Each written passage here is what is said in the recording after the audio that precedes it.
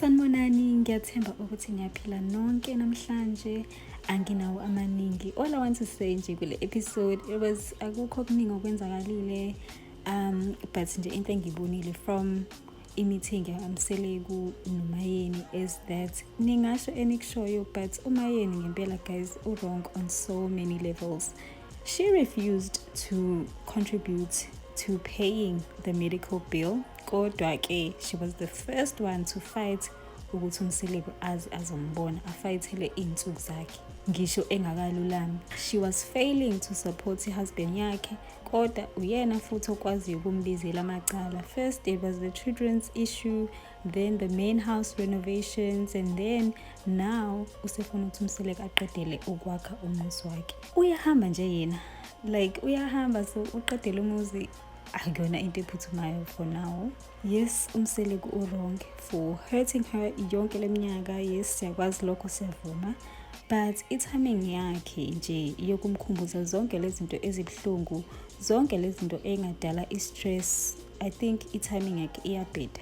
I know guys ukuthi abantu besifazane abafani, yabona ama-traumas abo abafani kulo mndeni, but nangu nje uMangwabe guys ukwazile ukubeka i-pride yakhe aside. Kuyena-ke nje use-close nokuhamba, hleze sikhumbuza every episode ukuthi uyahamba yena, kodwa nangu ukwazile ukubeka i-pride yakhe aside and actually step up. Yabo la bedingeka khona, she was there. Nangu esho uMakhumalo ukuthi she was there along the way, yonke indawo she was there. Why couldn't uMayeni do the same? Siyakubona, yes, siyazi, okay, ama-actions akhe ambekile esibhedlela, yes, but now ke sekwenzekile, he is sick, udinga usizo, udinga support, but she couldn't support her man, kodwa futhi she has demands. Mina into engicabangayo ukuthi ngeke izimotivate uMsele ukuthi aphuthumele izinto yena ayifunayo, because uzobona ukuthi naye akamkhathalelanga enough ukuthi contribute to paying the bill or amseke the way ekumele amseke ngayo. So uzobona ukuthi no,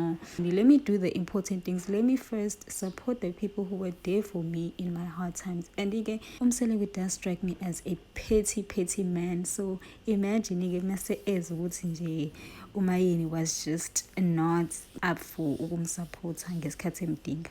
So nje she really needs to decide ukuthi she's in or she's out. If she's in, she really has to step up naye and just try, and angisho ukuthi manje i-trauma izophela kanjalo, but she must at least try and move on, ngoba uyabona ukuthi izogcina ngempela seku-3 against 1, because the other 3 wives babonile ukuthi there are more important things to worry about than ukulokhu bemthethisa, belokhu bemkhumbuza izinto ezibahethayo. But supporting and unifying umndeni is what's important, right? So uGelinje must get her act together, because she knew she was marrying indoda yesithembu ngesikhathi emshada. And then Gesana, another important scene was the conversation between uMangwabe and Makhumalo, which I absolutely loved. Like I said in my previous reviews, uMangwabe no Makhumalo make a great combination. They could build this beautiful relationship if they can just keep this up.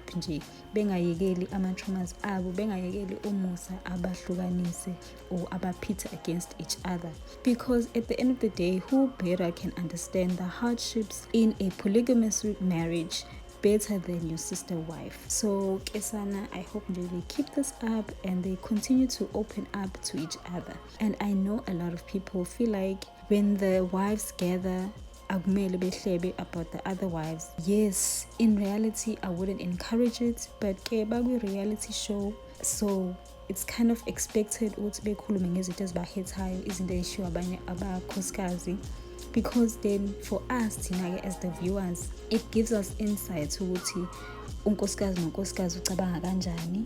If silokhu sizwa iside likaMacele, naturally sizobheka the other wives as abantu abangalungile or sibabuke ngelinye iso. And if silokhu sizwa uMseleku ekhuluma, sizogcina sibazonda bonke-ke abafazi-ke, niyamazi-ke nanokuthi ukhuluma kanjani. So kubalulekile ukuthi umuntu nomuntu akwazi ukuyikhulumela, akhuleke nje, ukuze nathi njengababukeli sikwazi ukuyikhethela iside lethu, sikwazi ukubona ukuthi ubani or-wrong in the situation. Okhetha-ke ukuyithulela ukwakhe-ke lokho, but engamangali mase yibone senezitha, because people know only one side, yabo. So basically what I took from the conversation information is how important the unity of ama-wives is when kuqhamuka isimo, no matter what is going on between them, but the important thing is, are they able to come together to fix or to come up with solutions to move forward? So if they keep this up, I really think they can do so much.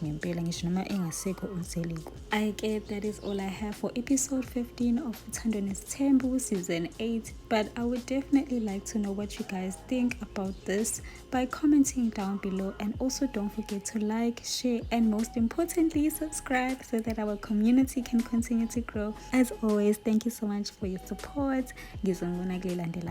Bye guys.